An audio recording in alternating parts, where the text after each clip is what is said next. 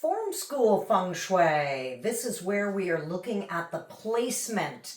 This goes back to the ancient wisdom of how Feng Shui started. How did it start?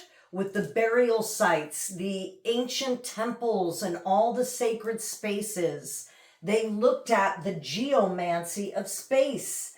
Today we are going to talk about the sacred and cardinal directions of the north, the black tortoise, the south, the red phoenix, the east, the green dragon, and the west, the white tiger.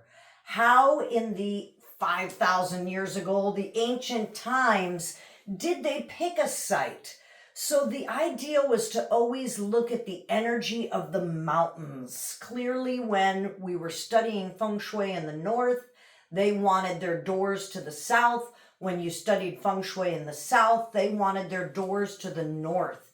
This makes a lot of sense if you think of the weather. If I'm in the north where it's cold more often, I want my door and my home facing south. If I'm in the south where it's hot all the time, I want my door and the wind, the opening to face north.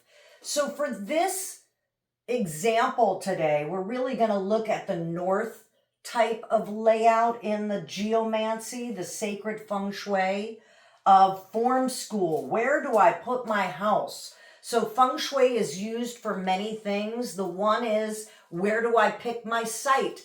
The second one is, how do I do the layout and design? And the third one is, where do we place all the items once that's finished?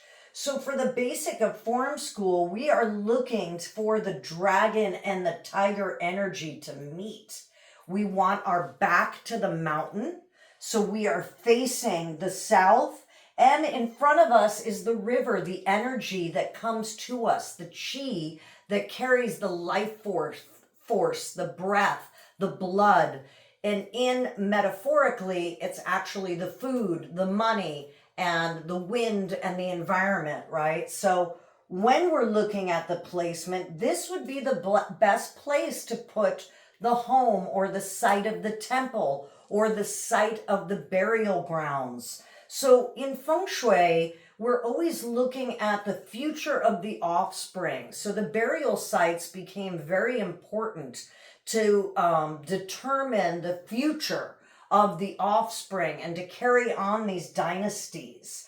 So when we're looking at the mountain range, we want to kind of discern where's the head of the dragon, where's the tail. In this instance, I've created a little bit of a bigger mountain here. This creates the head of the dragon and the tail over here, which turns into the white tiger. In between that is the perfect example of placing this temple, burial site, or home. We're facing the sun, we're facing the chi, the life force that's coming towards us, and this is a very good way to give your surroundings kind of the basis of where do we begin, and that's the north, which is represented by the black tortoise, longevity. Tortoises live a long life, so this is part of the connection there. The dragon, the mystical animal that carries so much of that magic with it. The red phoenix, to rise again, to renew, to rebirth. And the white tiger, that fierce power that is in all of us. I hope this has helped you understand a little bit more about Form School Feng Shui.